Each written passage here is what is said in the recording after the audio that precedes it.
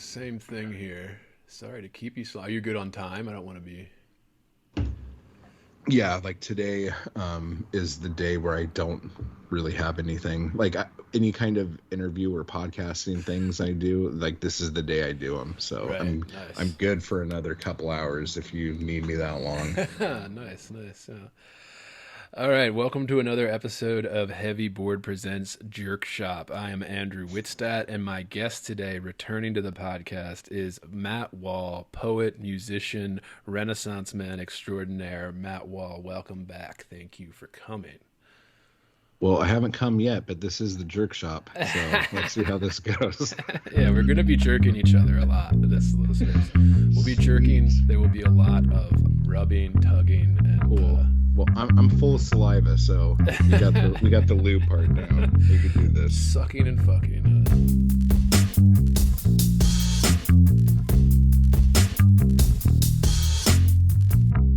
Heavy. Bored. Heavy. I am heavy Bored.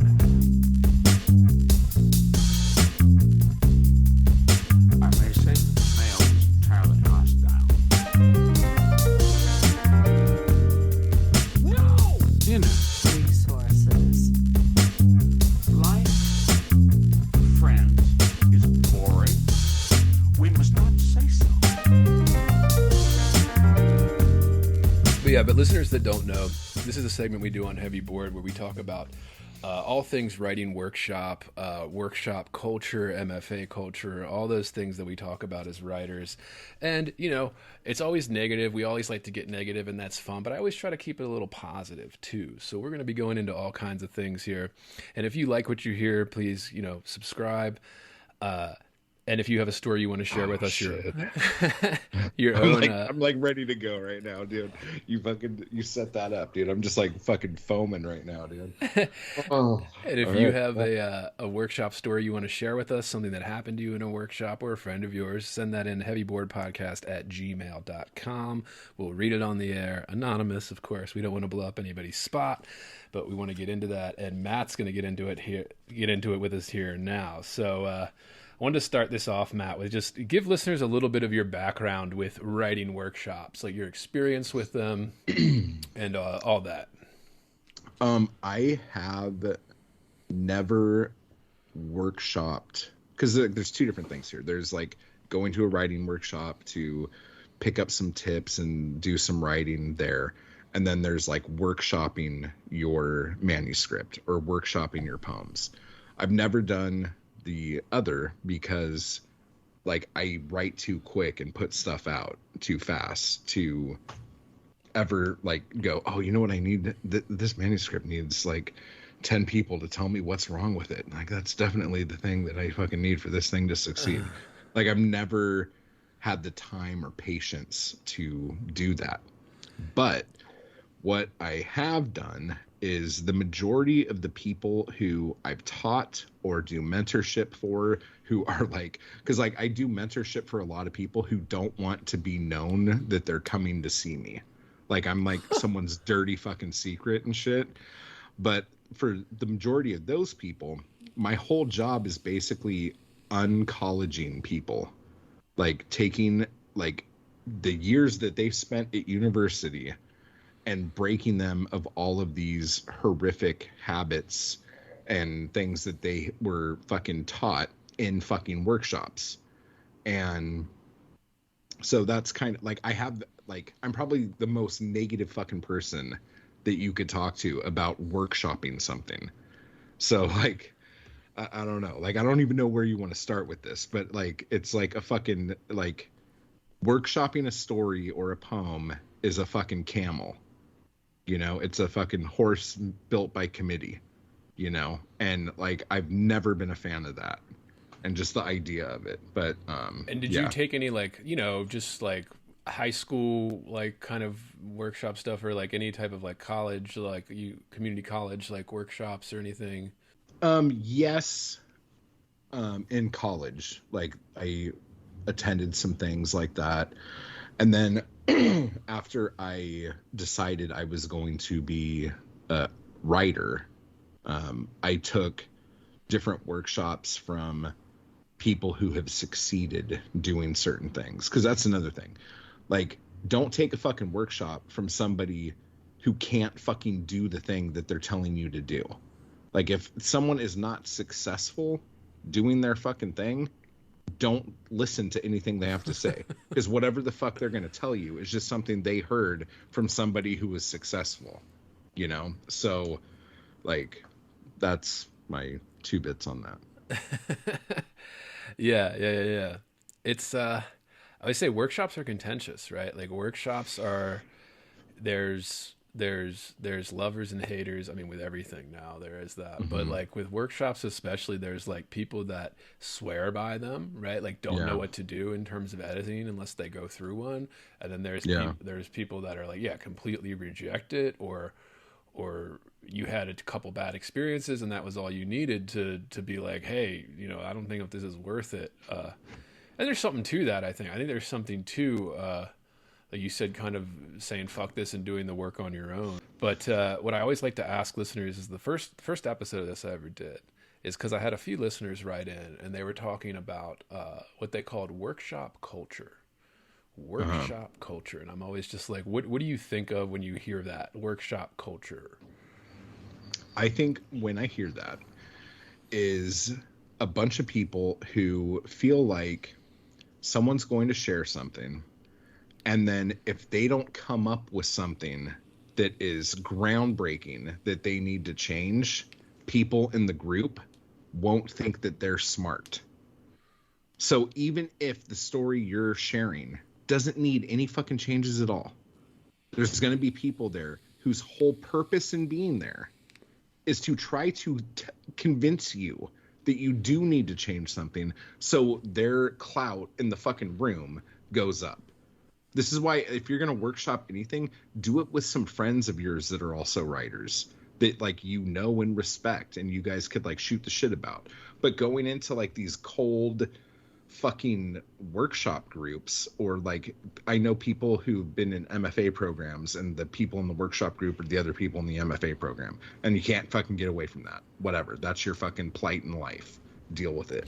But like just the idea that there are people who, and like this is the other thing that drives me crazy, and I'm probably jumping all over the place, but then when I hear people say stuff like well, somebody's input was good and somebody's input wasn't, so I'll take the good input over than the other input.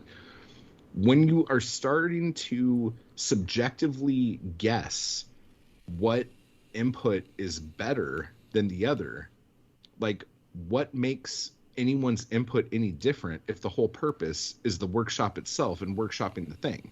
The whole idea is that, I don't know, just the idea that someone can have a bad idea and someone can have a good idea. Like, who's the arbiter of that? And I know it's the writer, but the whole idea is getting other people's opinions. So it becomes a contradictory practice, like the second motherfuckers start talking. I don't know. I just like you have to understand, I have worked with so many fucking people who've told me every fucking horror story under the fucking sun, and feel like they can't do anything unless people critique the fuck out of their shit. Oh, well, this isn't ready because I haven't gotten enough notes on it yet. Like, what the fuck are you talking about? Just it. Like, do you feel good about it? Are you done with it? Like, when you finish writing, do you lean back? Like, what do you do? You know, it's like, fuck, man. But yeah, so. Well, you raise a good point. I think the point that I would latch on to, like, right away, I mean, you made a couple great ones there, was about... Is it about the person whose whole job is to talk shit? Yeah, well, it's about when you, like, the structure of it, the purpose of it is to go into the room and then have people critique it, right? Like, it's not to have people praise it, right? Like, the structure of a workshop is to have people point out flaws. And I know I always say, we're going to get to MFAs. I have a couple questions on your thoughts on them and all that. And, but when you do go to like an MFA level, which is, grad level workshop, this isn't, this is everybody in the rooms. You'd like to think they're taking it seriously, but a lot of people, and I did this too, my first time, is like, you expect when you put that thing in there and you're like, oh, this is going to be so great. Like they're not going to find anything to say about this. You know, like I put that in the workshop, and then like Give me you one get second. there. I'm sorry, Yeah, dude. no worries. Sorry. Oh shit. Let's see. What do I gotta fucking do now? Yeah, I'll just do this. Okay.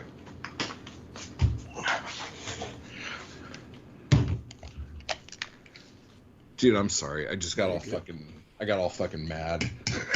For what?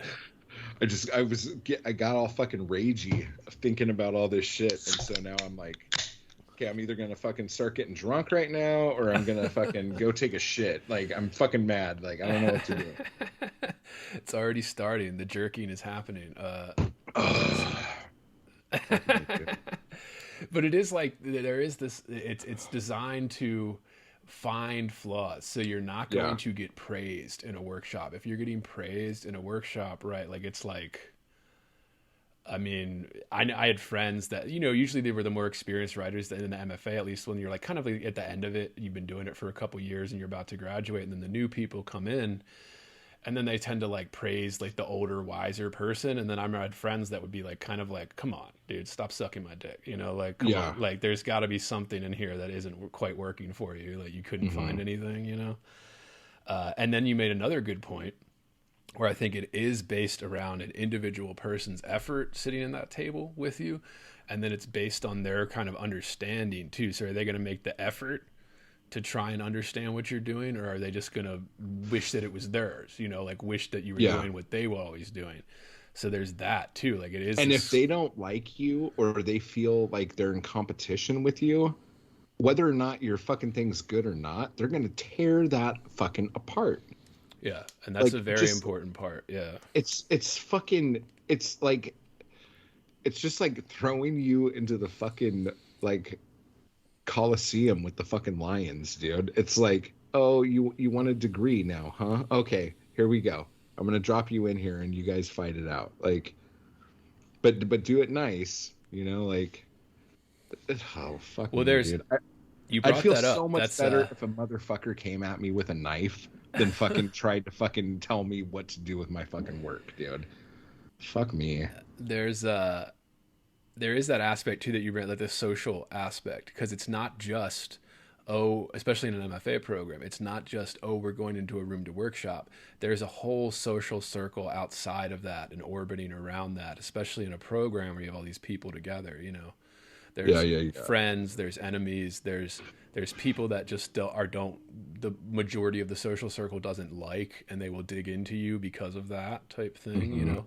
Yeah. So there's more at play than just everybody being good faith going into a room trying to help each other. Like it is more than that, you know. Like there's something else going on too. And I guess try to not make it terribly negative. Some writers, if you're listening out there, like just be aware. You know, be aware of that. Where like, yeah, some people are gonna purposely be mean as shit. You know, some people are going to purposely, if they don't like you socially, dig into this, even if there isn't like a major or a reasonable flaw in it or something like that. Yeah. You know? Cause like every workshop is going to have that one fucking dude, and it's usually a dude. And I guess sometimes it could be a chick, but like every time anyone's ever fucking told me about this, there's always one fucking guy who like feels like it's his life's goal to completely shit on everyone's fucking work.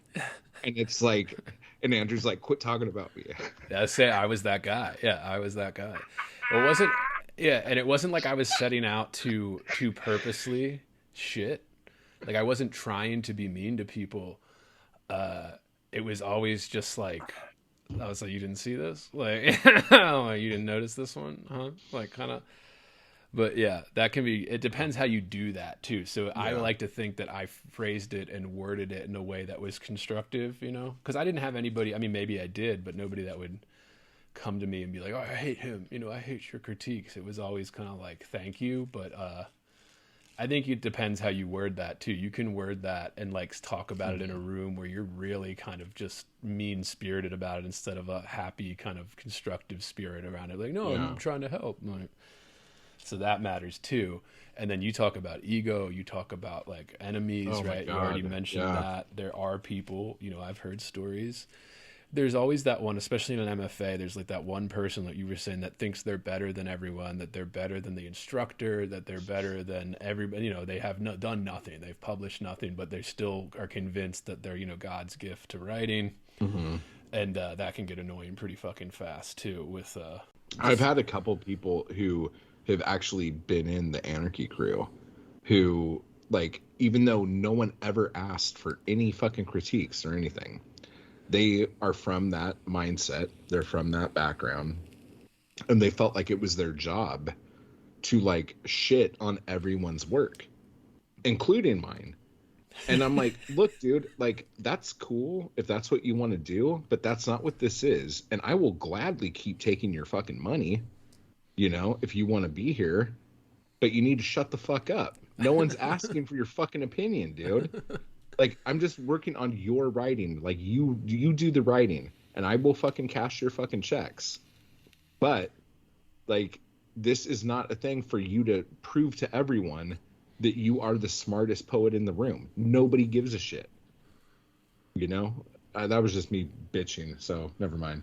Well, but yeah, it is like when the people that come out of that world, and I'm like I said, I want to get to MFAs here. It's the next question actually, but maybe I'll just go into it now. It's like when you come out of that world, I always tell people this, and a lot of people roll their eyes when I say this, or a lot of people laugh. I've had people laugh in my face when we're talking about it, and not offensive or anything. We're just drinks talking or whatever, but where it's just, if you control the workshop in an MFA setting, like you control the program, like you are top dog kind of thing. So there is something you get out of that, like there is, it's not entirely without incentive to be that person in a workshop. So that is, and I guess if we're offering advice, how do you deal with that? Sometimes you just got to grit your teeth and just not listen to that person. I'm not if you're, like going into your workshop, like paying for somebody like Matt to give you, help you do stuff, or put your book together or whatever. But if you're just, in a regular workshop, undergrad, community workshop, graduate school, whatever it is, there's always going to be people in there like that. So you got to kind of grit your teeth sometimes and then just kind of let it roll off the back or, I mean, I don't know, but yeah, MFAs, and you talk about this a lot on your podcast, and you talk about this a lot with, your Anarchy crew stuff. I just want your thoughts, positives, negatives. I was a lot more negative on MFAs before I started talking to Matthew Buckley Smith about MFAs. And I don't want to speak for him, but he has his own issues with MFA programs, but I see more of the like positives with it now.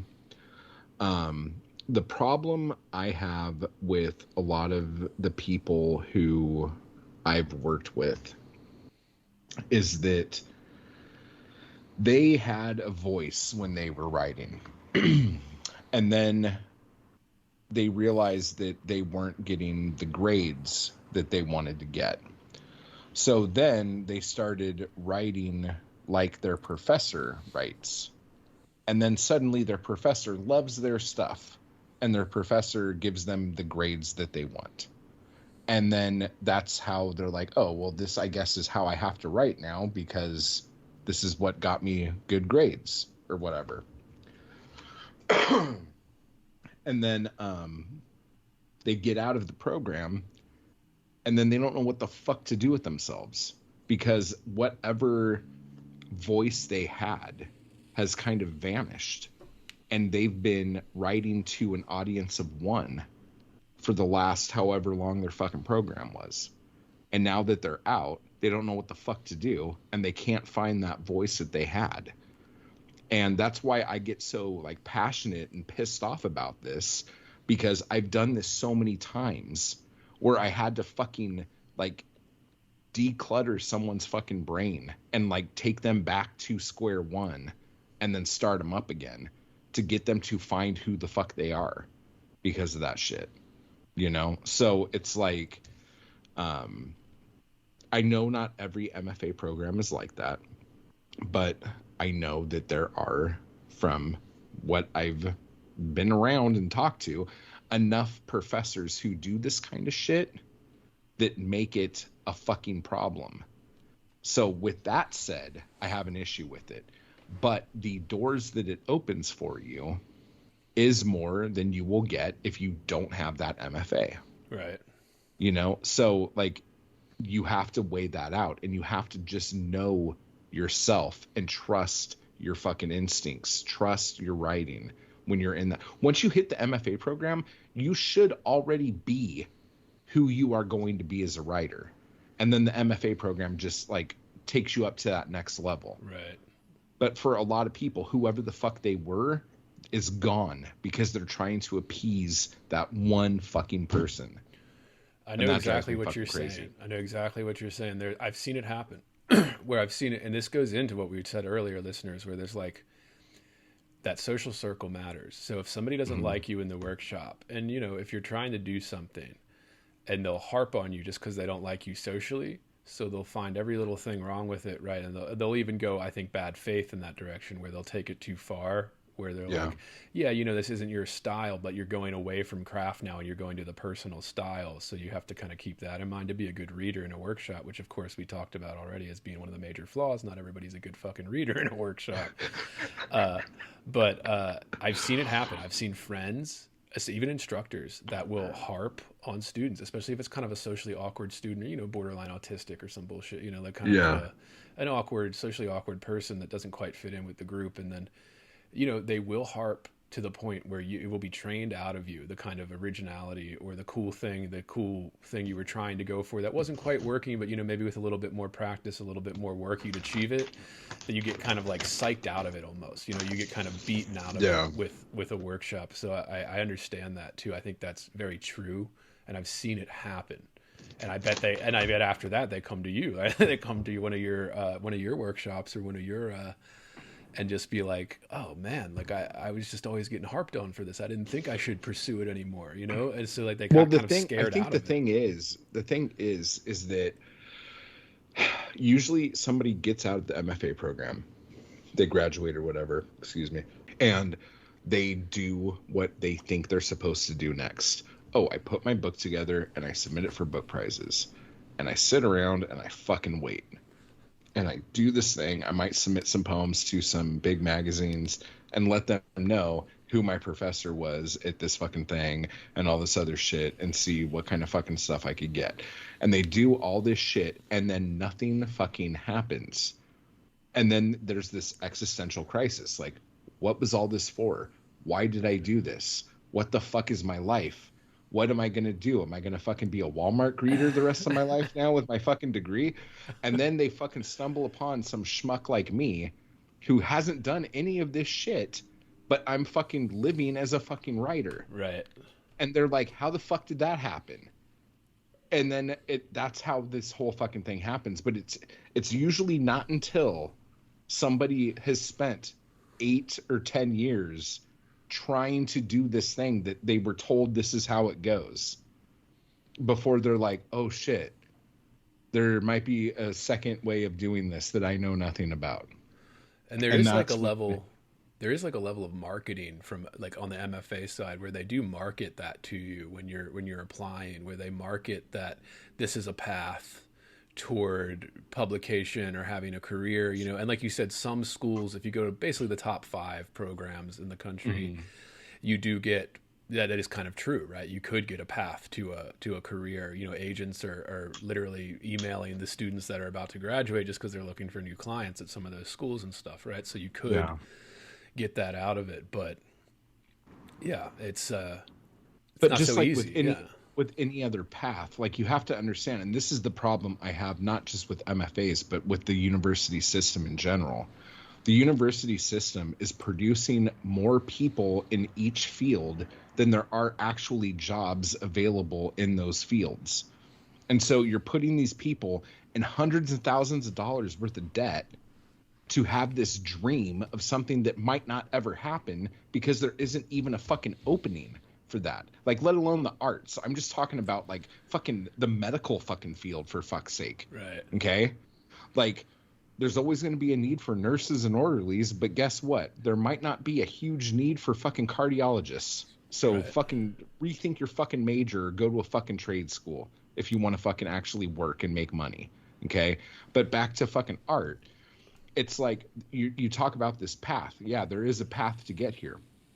But that path is fucking narrow. That path is a hard fucking path.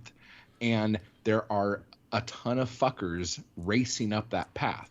And if you do not want to race, if you do not want to compete, which is something that I don't know if the MFA program actually teaches you, you are going to fucking die. You will not make it because there's other motherfuckers out there who have any kind of fucking like sociopathic tendencies. They will beat you. Okay? They will get there first. It's just how it fucking is, dude. Like, if anyone wants to be successful, like, you really should be a sociopath. Like, that is the best way to be successful. The second best way is just hustling and trying and going out and doing the fucking thing. But a lot of people, after they come out of the MFA program, they don't have that fight in them. Because, again, you've been trying to suck the dick of one person. And so now that dick's not there to suck, you don't know what the fuck to do. So I'm like, dude, I'm getting fucking mad. I'm so sorry, dude. I'm like going on these fucking tirades over here, dude. Hey, that's content, bro. That's good podcasting. No, but like, I think you're right with this. If you're hearing this, it's because you are listening to the free public feed of Heavy Board. To get complete, uncensored, uninterrupted, full access to this podcast, become a subscriber at patreon.com/heavyboard. That's right. Heavy Board is made possible by subscribers like you. For less than 1 cup of coffee per month, you will receive private access to uncensored, full-length episodes, JerkShop, heavy bonus content, subscribers-only AMA episodes, bonus extended interviews, and more. Come join the conversation today at patreon.com/heavyboard. The path is narrow and it's getting narrower. Like it's slowly shrinking to a balance beam where like it used to be a nice big well-worn trail. And the last 20 years especially, right? Like you're seeing this not just in the arts either, you're seeing this in all the humanities. There's an article just a few weeks ago about Harvard PhDs in history, and they're not getting jobs. So if Harvard PhD grads are not getting tenure track jobs after they graduate from Harvard PhD in like history, that's a big deal. Because that's like that's like a big boost to your resume, and it's not working anymore. Totally. And now you go to the arts, it's even worse in the arts. So, and I think that's a lot of the instructors in the MFA too. A lot of them have done it for so long, they don't even understand like what the industry is now because they're kind of grandfathered in to the old world where you just go get an MFA and you make a few connections and you get your book out and you get a teaching job. Well, that's just not how it works anymore. Like said, there's no jobs. There's really no jobs in a lot of the humanities fields, period, but especially the creative writing fields. I mean, and then you think like the last generation, they were like Gen X was the last one where like, you get your graduate degree, and like the MFA world was expanding rapidly, like at that time, like in the 90s, early 2000s. Yeah. So all these jobs were just popping up all over the country and you could just get a job because they needed people. But when you get these fucking people in these jobs that are going to stay there for 40 fucking years, there's still motherfuckers graduating, but motherfuckers aren't going to fucking leave that job for another 30 fucking years. So there's not like more jobs are opening. Right. Like motherfuckers need to die. Like there needs to be someone who goes on a killing spree and like kills a bunch of fucking MFA fucking tenured professors if you guys want any fucking teaching fucking job. But on top of that, it's also the amount of places to publish is so small compared to how it was 10 years ago or 15 years ago. Right. The amount of actual presses that are consolidating into other presses make it that much harder for you to fucking get your work out on a traditional route because there's less places to fucking publish. And when there's less places to publish, they don't have to pay you as much because there's less competition. So like anyone who's excited about like we were talking about the other day, the Simon Schuster Penguin Random House thing. Anyone who's excited about that, you guys need to go out behind the barn. Because that is going to hurt writers more than anything. Like, you don't need to pay as much if you're not competing to pay somebody. You pay them less and less and less. And pretty soon, like, people working a minimum wage job will make more than the most successful writers. That's where we are now. Yeah. The cashier at Carl's Jr. is making more money than fucking a best-selling poet. Yeah. Congratulations. You're a fucking douchebag. Like, welcome to fucking hell. Jesus Christ. That's where I am now. I mean, I'm adjuncting, so it's like, you know, this is the thing everybody talks about, and I know a lot of people listening probably think, oh, that's not going to happen to me. It's going to happen to you. Like, there are no jobs, and especially not full-time jobs. And even if you want to move to the middle of nowhere and teach in some, you know, college in Indiana in some city you've never heard of, even those jobs don't exist anymore. So, like, you know, it's just narrow, more and more narrow every fucking year, and we're still graduating over 3,000 MFA students a year. So there's 3,000 fresh, you know, MFA graduates every year, and like 5 jobs. Oh, dude, that's fucking horrendous. Do you know the numbers on, or the stats on college enrollments? Are those going down? Are they going up? What's going on? I haven't looked in like a year or two since COVID, but I know right before COVID, it was starting to become clear that the enrollment rates peaked just nationally, you know, on average, let's say, around 2016, 2017.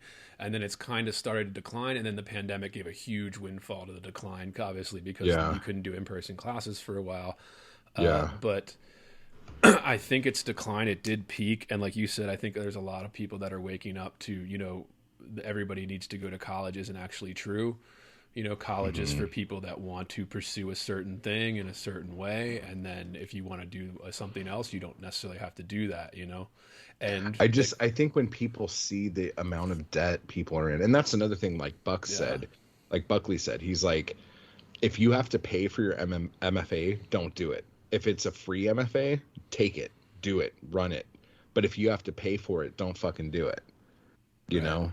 So like that sounds like a better fucking plan to me. But like the idea of, I think this generation of young folk are understanding how every generation before, since like the early 80s, have been fucking themselves with student loan debt. And how hard it is to fucking like pull your head out of your ass from that, you know? Yeah, I always wonder too, because that's the advice everybody gives, where they say don't go into debt to get it. And they say that because you're not going to get a job to actually pay back that debt. But then if you're going to like an Iowa, even a Columbia, does start to make a little bit more sense to take out a little debt, only because that's where we started talking earlier, the networking. You get to start network. You mingle with people that are going to be on these committees, these prize committees, and they know your name and face, and they've sat with you in the rooms and stuff. And if you're really lucky, you can start having sex with them, and then they'll just start letting you win awards left and right. Jory Graham. Is that what you're referring to? Or are you referring to like the Me Too debacle? No, which I guess technically the same thing. Jory Graham was basically same fucking thing, dude. She was just a woman, so she didn't get Me Too'd, but she was doing the same shit. Yeah. No, everyone's Me Too on that was like Me Too. Yeah. Shit, dude. And even Jory Graham now, like you see pictures of her, shit, I wouldn't have said no. If she was trying to come after me, I would have been like, yeah, baby, whatever you want. She's like 60 now. I'd still say, oh fuck, dude, that's hysterical. But that's an aspect too, like that. I mean, I guess that's just social stuff too, like this, like the sexual dynamics. You start fucking people in workshops. You have this many people coming together. They're spending all this time together. You know, it's inevitable, right? Like that's going to happen. There's going to be hookups. There's going to be all that kind of stuff. A lot of marriages. I met at my MFA. A lot of people met their spouse, you know, and then got married, you know, after. because you're like-minded, it brings you together. You have similar interests, if you're attracted to. Let me ask you a question, actually, now that you said this. Not the thing about the other thing, but something else. Out of the people who were in your MFA program, how many of them are still writing poetry? The people like in just my year that I know, or yeah, like your cohort, like your that fucking I people. know of. I think it's me and maybe one other person. It's like that with every fucking person I talk to, dude. That's so fucking weird. What do you think that's about? I think it's about, well, it's complicated, but if I could give like an overview answer, it's like, it's because like we were talking about where you're sold a bill of goods, you're sold this kind of, it's like you will be a writer at the end of this. And that's partly true. If you put in the work, you will be a better writer at the end, just because it's forcing you to write all the time, and you're actually getting critiqued in real time and stuff. So it does kind of force you to work a little harder, maybe. So you get that push to go a little harder in a direction or something, and that helps. But I think it's that, and I think it's also that just because it's an industry that's based around people that want to be writers or want to have a fantasy of being writers, it doesn't actually teach you what it takes, like you were saying, where there's the hustle aspect, but not only hustling, you have to produce. This isn't like, oh, let me take 5 years to write one novel and just leisurely write it. This is, you have to produce or you're dead. You're done in the water. It's not like it was like in the 80s, or in the fucking 90s. Like, it's a completely different world now. And a lot of stuff that you said, the publishing options are smaller. So even if you're writing a novel, well, the publishers are less than they were 10 years ago. There's less options. Even then, if you're writing poetry, which doesn't sell anyway, publishers are even less, than that. So it is, and I think people do get burned out. It's also very demanding because if you're MFA, a lot of people forget it's not just writing courses. That's a big chunk of it, and a lot of schools emphasize that. But it's also, you're taking lit classes. You're taking a lot of these, PhDs with creative writing. They require language classes because they're lit PhDs. So now you have to take a language and be pretty much fluent in it if you want to graduate. There's other work on top of that just, just your normal grad school work that burns out a lot of people. Grad school can be difficult depending on what your subject is, where you're going, and all that. But I think there's that burnout. And then I think it's also just, Vonnegut wrote about this when he was teaching at Iowa. And he was saying, when he walked into a room, he said he already knew by, the first couple of weeks that there was maybe, classroom full of 25 students. Of those 25, there was one or two that he could see right away that knew, he's like, they have what it takes, kind of thing, Yeah. These people are just more talented than the others, whatever it is, more advanced, whatever it is. He's like, and then you kind of see that play out 2 years later. We're like, oh yeah, I knew that guy was going to actually make it, or that girl was going to make it because I had them in here, and I was like, yeah, you're one of the two that has what it takes. But even if you have what it takes, then there's all the other bullshit that we were talking about, so then you can get beaten down by that. Even if you're good enough, you're talented enough, you can still get eaten up. Talent means absolutely nothing. Talent is the last thing you need to become a successful writer. Like, you need perseverance. Like, you need the iron will to succeed, like, beyond anything else. And you need to know that, like, you will give up everything in your fucking life that means anything to you in order to fucking achieve that goal. Those are the people who make it. They don't have to be talented. In fact, like, if you were to go to a pitch meeting, or if you were to go to an agent or something right now, like, one thing that you would need to, like, I don't know if they actually ask for this, but I know they like it when you say it. You need to let them know how many people follow you on social media. Like, and you need to have that number be fucking big, and also know what your engagement is. Like, you could have 1 million followers, but if you only have 7 likes on the last fucking dumbass picture you posted, no one gives a shit. Right. You have to have engagement. And the other thing is, if you ever go into a pitch meeting, like, this is where everyone fails, dude. Like, they have this book they're working on, or their manuscript's done, and it's this big thing. They're always going to ask you, and what else you got? Like, what's next? Right. If you don't have like 3 other like bangers ready to fucking go, even if it's just in the idea phase. If you don't have like a future, they're not going to take the one book in hopes that it works. Right. They're going to take the one book in hopes that it works, so that they build your name up, so that second book you write could sell 2 to 3 times as much, and then the next one sell 10 times as much. Right. So if you don't have another fucking book in you, then just put that book up on fucking Amazon and like eat a lollipop. Like, I don't know what the fuck to tell you. And I know if with like, fiction, I'm not trying to be a dick right now. Yeah. I'm just like trying to be real. And I know with fiction writers, I've had friends, even I was on the poetry side of things, but I write both. A lot of writers like to write both, and that's fine. It's like, but because the MFA emphasizes the short story as like the form, and I get there's reasons for that. I had a guest on here who was telling me, she had her novel, my friend of mine, and she had her novel come out, and she was saying, there is this emphasis on short stories, and she was saying it might be because, you're in a room for 3 hours once a week. So, we don't have time to go over a whole novel, like we can just do a story at a time type thing. So that makes sense. Yeah. Like that's okay. It's not really structured to be like a novel workshop. It's more of a short story workshop. But then when you get out into the world, and if you've only been trained to do short stories, well, publishers don't give a fuck about short stories because they don't sell. They want a novel. They don't want a short story collection, Like, this is where I'm going to fucking start saying this is where the publishing industry is fucked. Yeah. I want to hear this. Yeah.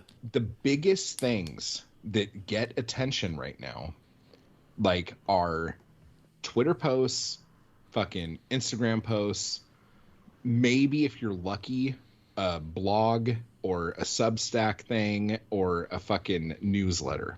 Right.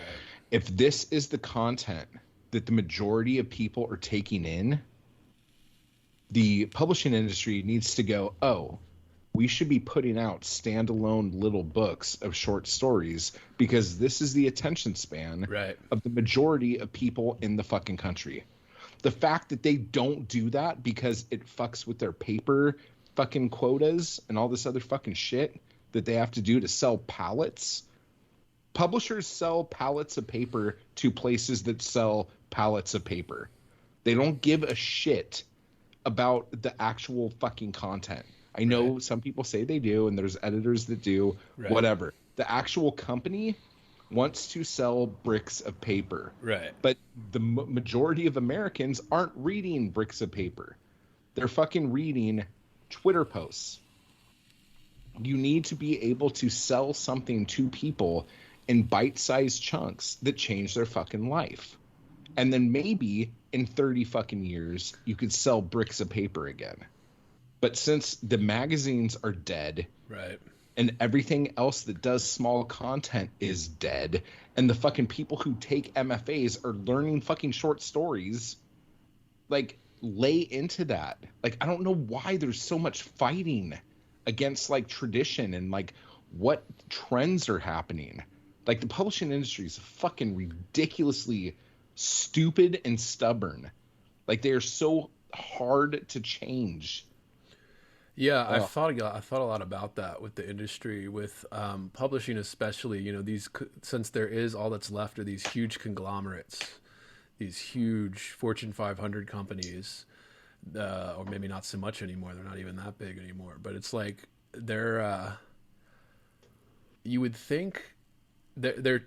It's hard to change the direction in the water when your ship is that big. So okay, I can give them, try to be fair to them there. But like, so you can't just shift directions with the wind necessarily. It's going to take 10 years for them to change direction because it's just such a fucking huge every ship that big has a ton of lifeboats on it. Drop the fucking lifeboats and let the lifeboats go where they fucking go while you're turning the fucking ship around. And the other thing, it's like, they're trend chasers, right? Like they're the old, at least 50 years ago, even 20 years ago. I think the publishing industry viewed themselves as trend setters, where they would take a chance on something and just say, oh, maybe it'll be a new trend. Fuck it. Maybe we'll get people into this new kind of grungy shit or this new kind of high-minded, whatever it is. And now they're just chasers. Like you said, they're chasing posts. They're chasing stuff that isn't even published stuff. They're chasing like Twitter posts. They're chasing TikTok stuff. And they want to know that you can market the book better than they can. Right, exactly. Like whatever they have to do the least amount of work doing. And then I don't know if you've noticed this, but if you pick up these books that are like the New York Times best-selling books, you pick them up and they weigh like they're so fucking light, but they're a big book. And you open the book and the font is so big and the line spacing so wide. When you look at it, there really isn't even anything there. Like, it's a TikTok post, yeah. Dude, you could take that same book and make like a little 100-page pocket book that you could sell on spinner racks at gas stations to just train the fucking population that reading might be fun. Like the fucking direct market killed comic books and it's killing fucking literature. Like you don't have newsstands anymore. Right. And that is like one of the biggest fucking like downfalls. Like the Barnes and Noble Superstore like changed the world for a little bit and now it's just hurting it. Like it's so fucking stupid. I used to see fucking paperbacks everywhere. Right. Like little paperbacks at the fucking drugstore, at the fucking gas station, like any fucking place the liquor store, they had a little fucking spinner rack of fucking little nasty books, you know? Like you cannot go anywhere and find a book now unless you're in a fucking library, and the only reason why you went in there is to get directions on how to get away from there. Yeah. Yeah. Well, like I've talked about this all the time, the cultural relevance. And I think that a lot of publishers, they claim they don't have the resources for this, but I'm like, look, man, like you don't need a whole lot to do a social media marketing campaign. You need like 10 grand. You need none. The fact that my fucking neighbor could do a fucking social media marketing campaign. You live in a fucking giant fucking building full of fucking worker bees.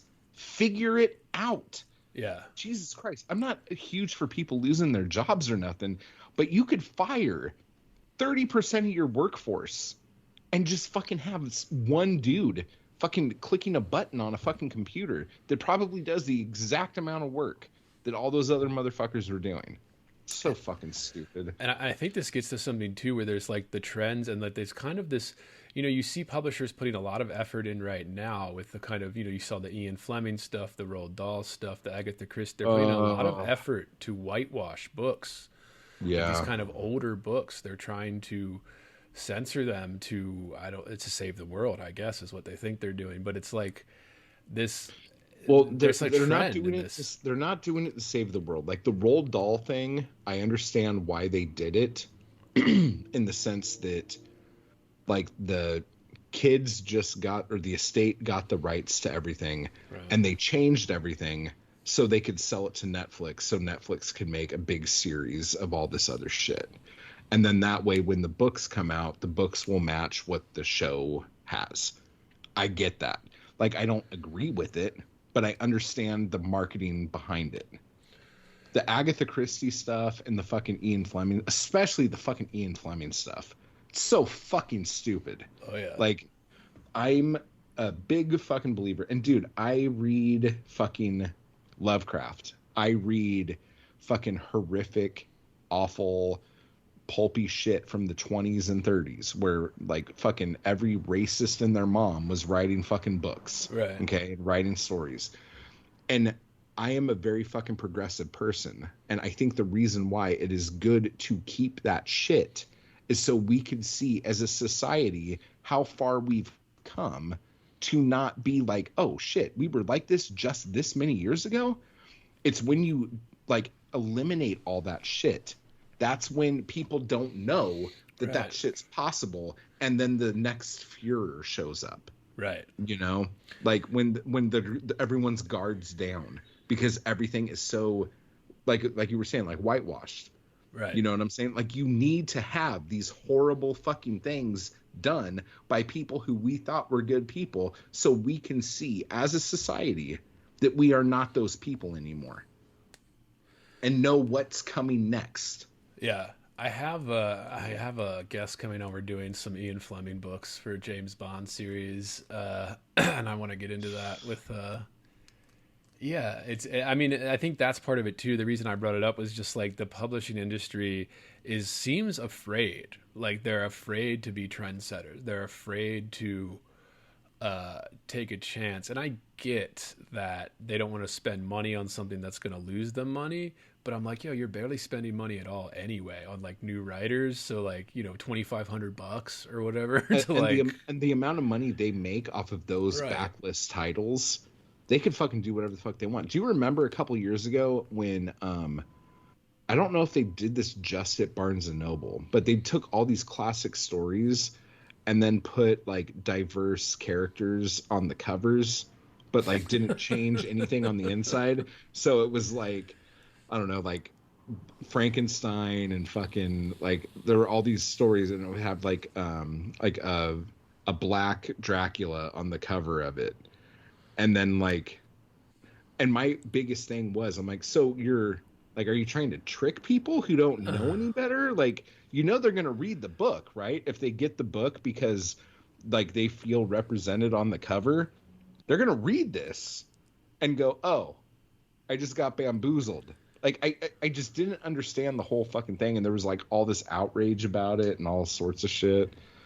Oh, I know. It seems weird too. I'd love to see the metrics on some of that. I'm sure they're never going to make those public, but like how much it like because what is their motivation? Like they're trying to sell books, right? Like that's at least you would think. So they're just doing whatever to try and sell books, and then like I'd like to see if it actually increases the sales or something. Like is like having this like cover like gonna make people pick up the book? Like anyone, I don't know if it got what they thought it was going to do, but anyone who is any kind of like entrepreneur should have went out when those books came out and bought up all of them, because they should have known that the plug was going to get pulled on that idea really fucking quick.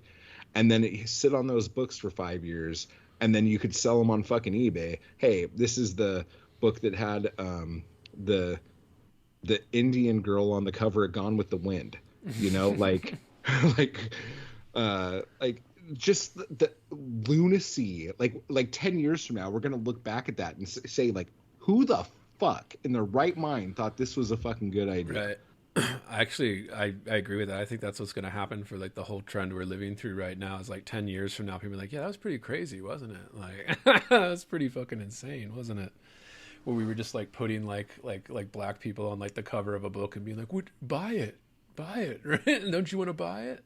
Yeah, for real. And I mean, but I think you were saying this on some show. You said that there's two different things. There's the creative writing industry and the publishing industry. Yeah.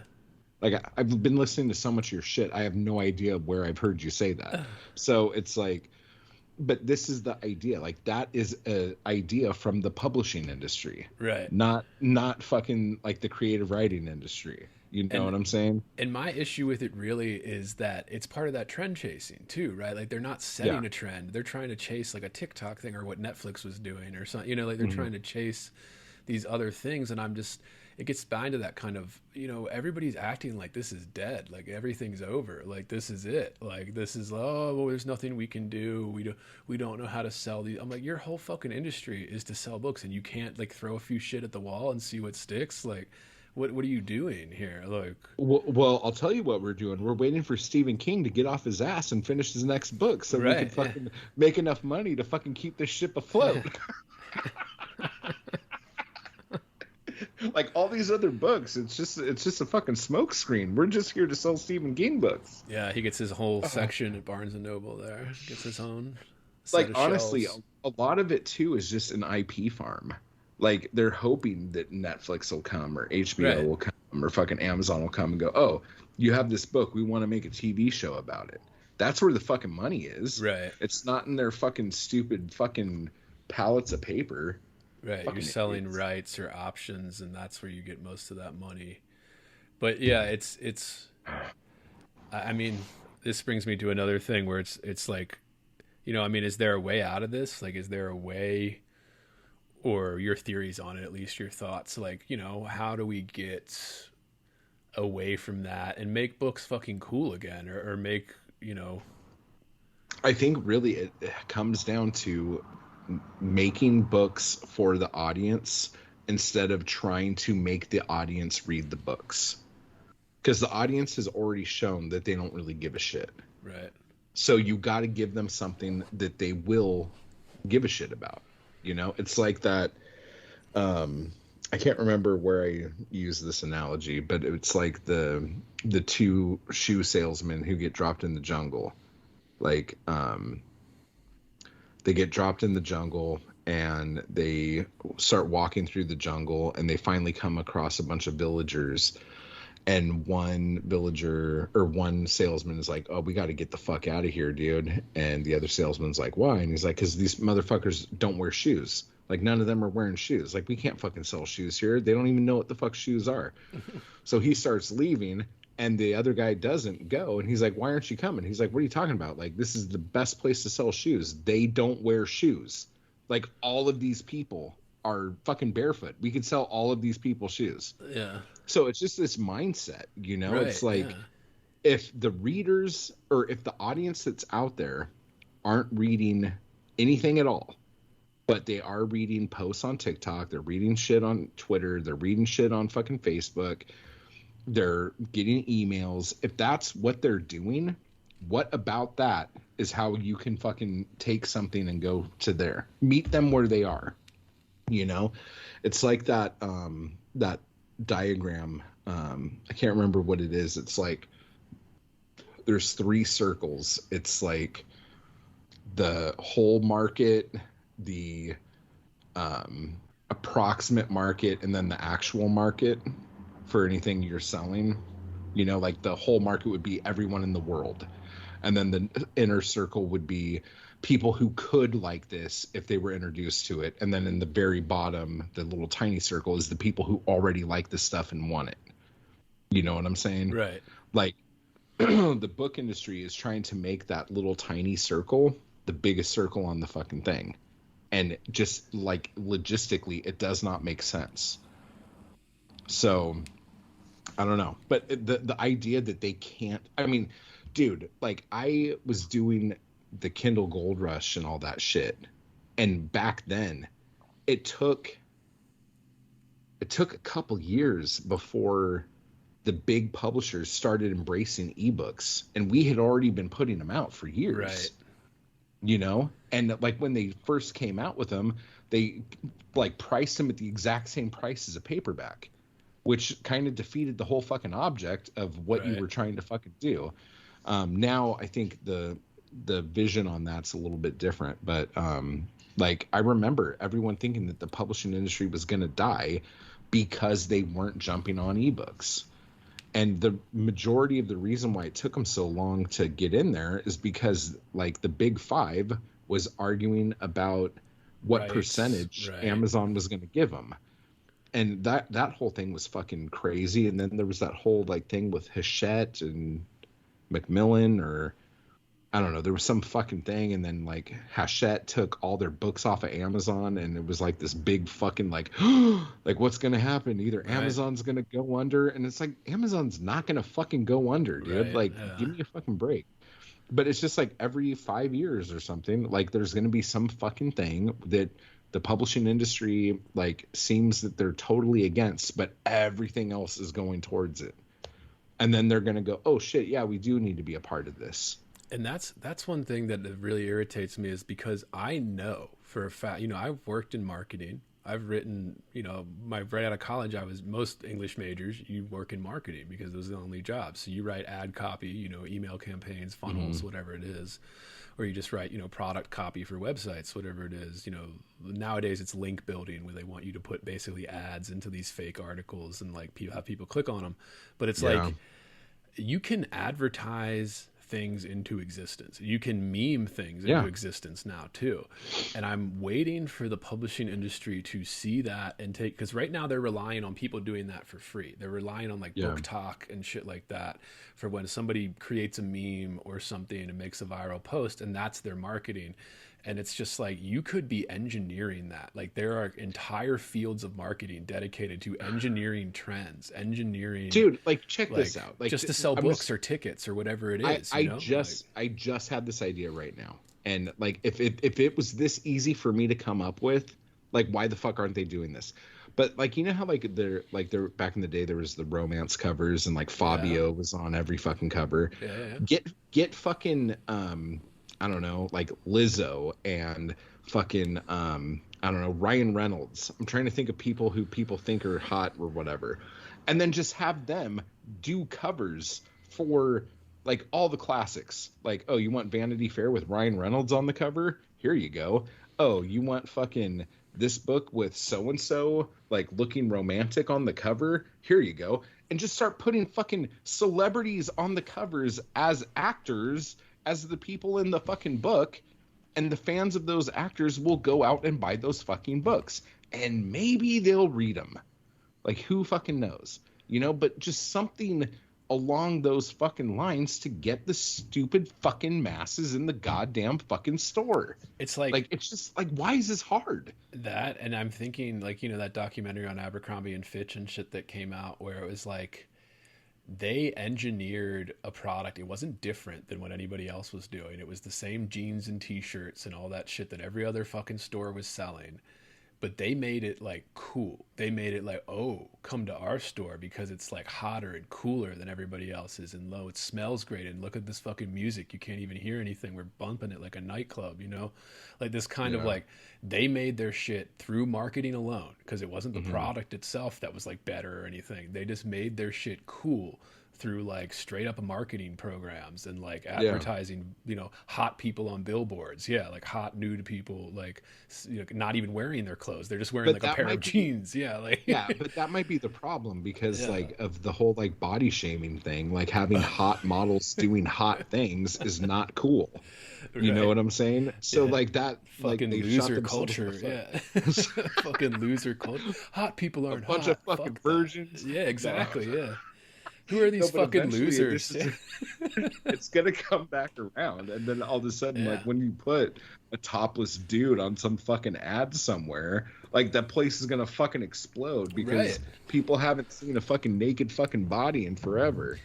That's interesting. I think that trend is coming to an end. The kind of body, and you know, it's always well intentioned. These trends, like I understand, you know, people were feeling bad, or whatever, but like, are we gonna, you know, you can't make the whole world pretend that hot people aren't hot. You know, like you can't just like change everybody's psychology to all of a sudden, like, dude. Seriously, like I knew things were starting to get better when I saw people wearing low-rise jeans. Oh, the low-rise. And like, I'm not trying to fucking be weird, but like you go to the fucking mall and you would go into like a real fucking store and they would have a section and it's like mom jeans. And it's like, are you fucking like the high-waisted? You have mom jeans? Right, like, what the fuck is that? And like the clothes, and like I think a lot of it too had to do with Billie Eilish not wanting to be sexualized, right? And wearing like ridiculously baggy shit. And then all these like young hot chicks started wearing fucking potato sacks because they wanted to look like Billie Eilish, you know. But now Billie Eilish is like, hey, I'm an adult now, and here's my fucking pussy. Right. And so now like everyone's like, oh shit, like, hey. Would you believe there's still an extra hour of conversation left? Well, there is. Matt and I chatted for hours while recording this. And if you want to hear the full, uncensored episode, you need to subscribe at patreon.com/heavybored, where you will receive full, uncensored episodes like this without any interruptions, ads, or anything else. And that's for subscribers only at patreon.com/heavybored. So, what are you waiting for? Stop sitting on the sidelines. Subscribe today and join the conversation. I appreciate it, dude. Matt, where can people find you? Where can you drop your handles and all that? Find your... Okay. Yeah, if you go to ihatemattwall.com, that'll take you everywhere you need to go. My YouTube is at Matt Wall, and you could join the Anarchy crew and do all that shit there. Instagram is at ihatemattwall, and you can also follow at Poetic Anarchy Press. there as well. Nice. Follow Matt Wall. Follow Heavy Board. This has been another episode of Heavy Board Presents JerkShop. Matt, thank you so much for doing this. Thank you, man. For real.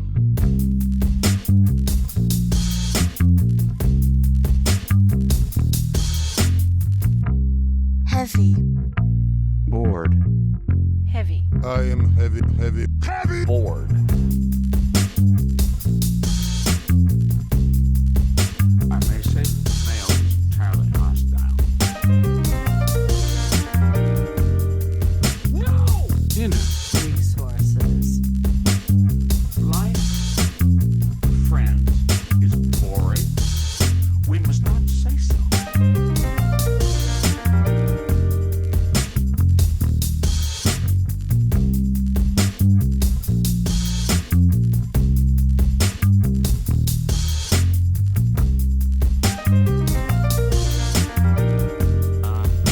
Are you radioactive now?